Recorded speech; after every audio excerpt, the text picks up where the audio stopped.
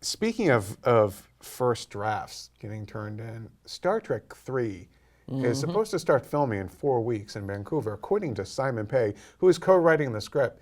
And they just turned in the first draft of that.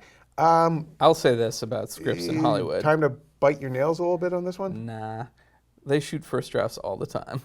Yeah, well, they do. That's why Shyamalan is where he is right now. Although Wayward Pines is getting. I don't know though. Like I feel like a lot of movies that are probably like some people's favorite movies don't have tight scripts going into production. They have a script or an outline, and some of the stuff that you really know and love is not necessarily there when they start.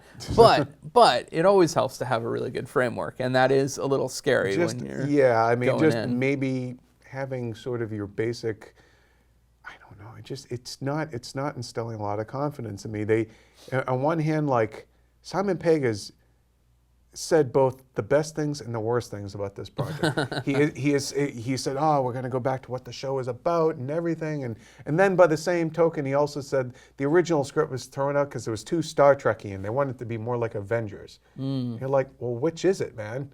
Yeah, well, maybe it'll be. I actually feel like the J.J. Abrams one, the first one, was kind of in the middle, probably a little bit more towards Avengers than Star Trek, but that is what kind of got that movie-going audience back. Right. And then that's some of the faith I think they lost. And then the second one, though, too, and we've talked about this before, was fan service, but in the worst way possible. Fan service that fans rejected harshly. I feel like it was misguided fan service, and I don't think, honestly, this is a topic for another time, but I don't think that fan service is always even a good idea. I feel like you get too bogged down in doing it sometimes, and then it's just that's why I don't get so concerned about things changing when they change a character or something. It's like you have to trust these filmmakers know what they're doing and what is going to work for the screen as opposed to what's going to work. Like, do you remember there was like a backlash even about like magic being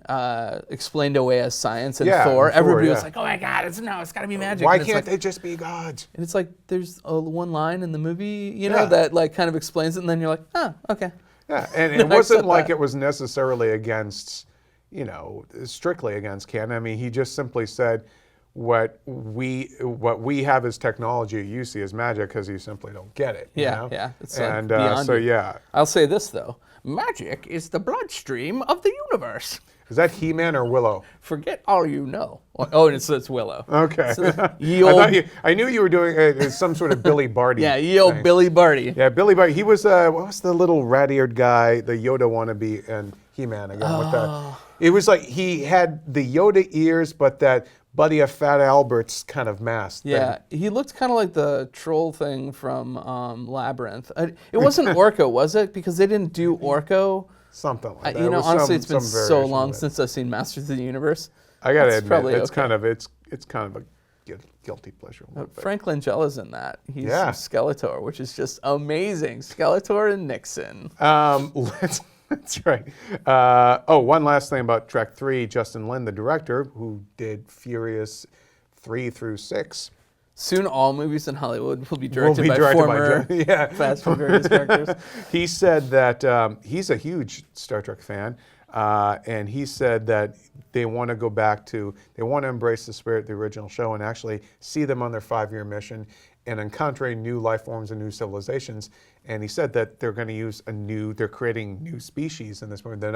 So it's not going to be Klingons or Romulans or anything they've seen. So when I hear things like that, then I get excited. I just sort of wish like maybe Simon Pegg's words were twisted, or maybe he just, I don't know. But there is a bit of passive aggression in there too. Like you're kind of digging the studio a little bit, and yet you're also trying to protect their product too at the same time. It's a weird line to walk between in the media, to walk between making sure you don't say something that's going to offend the studio and making sure you don't say something that's going to offend fans, because there's always that like outcry, and I think people like Simon Pegg are really, they have been the recipients of much fan love over the years, and so it's like, and also one of the most public faces of it, of fandom, of sort of the geek and proponents culture, of it. Yeah.